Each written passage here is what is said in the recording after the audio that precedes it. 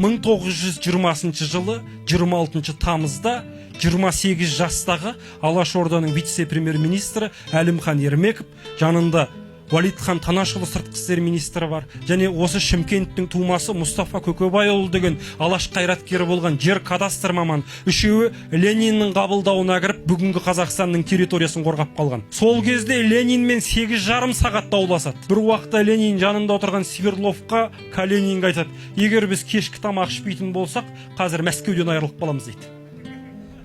Неге Мәскеуден айырылып қаламыз? Өйткені жиналысқа қатысып тұрған 3 қазақ, үшеуі де ірі, үшеуі де алды 9 тіл біледі, қазақ тілін санамаған 9 тіл. Интернет жоқ заман, логистика дамымаған заман.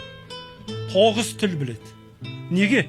Өйткені Алла тағала олардың зейіндерін ашып қойған, уақыт мүмкіндіктерін беріп қойған. Ал сіз қазір ақ төсекте жатырсыз, ішкеніңіз алдыңызда, ішпегеніңіз артыңызда, не кием деген уайым қайғыңыз жоқ, барлығы бар, бірақ сіз сорлы, мүсәпір, қайыршы адамсыз, рухани мүгедек адамсыз.